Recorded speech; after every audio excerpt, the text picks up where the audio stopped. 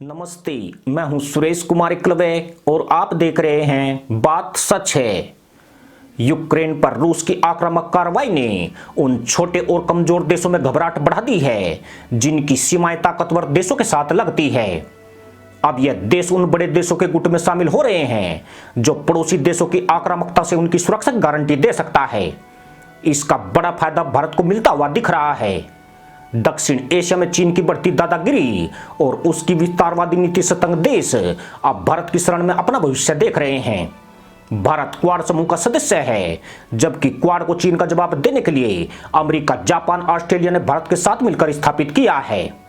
लेकिन अब भारत अपने दम पर एक और क्वाड ग्रुप तैयार कर चुका है।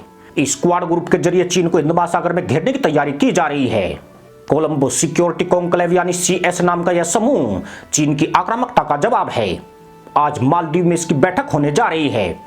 मालदीव, श्रीलंका और भारत पहले से इस ग्रुप से जुड़े हुए हैं, जबकि इस ग्रुप में मॉरिशस को भी जोड़ा गया है।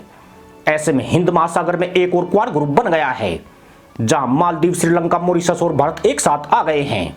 खास बात यह है कि कोलंबो सिक्योरिटी कॉन्क्लेव की बैठकों में बांग्लादेश, सेशल्स और मॉरिशस जैसे देश कई बार पर्यवेक्षकों की भूमिका में नजर आ चुके हैं।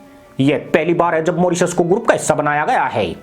आपको बता दें कि भारत, श्रीलंका और मालदीव ने मिलकर साल 2011 में इसकी शुरुआत की थी।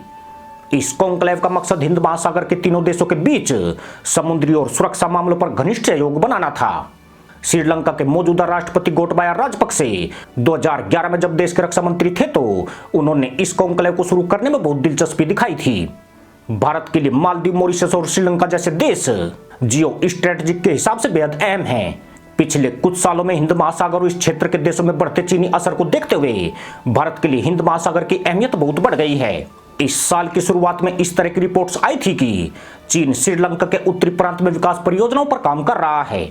यह प्रोजेक्ट भारत की दक्षिणी सीमा के बेहद करीब था।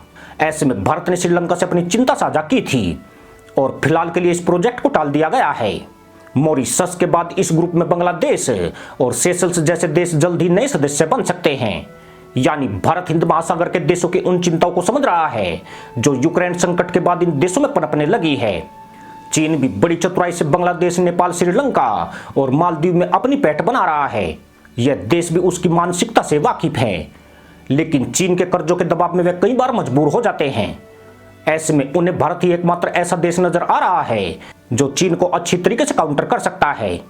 पिछले महीने भारत ने श्रीलंका को तत्काल मदद देकर उसे दिवालिया होने से बचा लिया है, जबकि भारत पहले मालदीव को $1 अरब से अधिक की सहायता देकर काफी हद तक चीन के चंगुल से बाहर निकाल चुका है। जबकि मॉरिशस में भारत भारी निवेश कर रहा है। इतना ही नहीं, भारत मॉरिशस के अगलेगा द्वीप पर हवाई पट्टी का निर्माण भी कर रहा है। भारत यहां रहकर हिंद महासागर में चीनी गतिविधियों पर नजर रख सकता है। भारत की योजना इन देशों के साथ मिलकर रूस के CSTO की तरह एक समूह बनाने की है। हिंद महासागर के कई छोटे देश अब चीन के खिलाफ भारत से सुरक्षा की गारंटी की उम्मीद कर रहे हैं। हालांकि वे प्रत्यक्ष तौर पर ऐसे किसी समूह को चीन के खिलाफ नहीं दिखाना चाहते हैं, इसलिए इसे एक दूसरे के समुद्री हितों से जोड़कर दिखाया जा रहा है। मगर चीन समझ रहा है कि भारत का ये CSC उसके खिलाफ गठबंधन है। ऐसे में उसकी टेंशन भी बढ़ रही है। यहाँ यह भी गौरतलब है कि दक्षिण एशिया में उसके मित्र देशों में सिर्फ पाकिस्तान ही उसके नजदीक है, जबकि भारत का प्रभाव इस क्षेत्र में बहुत व्यापक है। इसी के साथ अनुमति दोस्तों, जय जवान, जय किसान, जय हिंद, वंदे मातरम।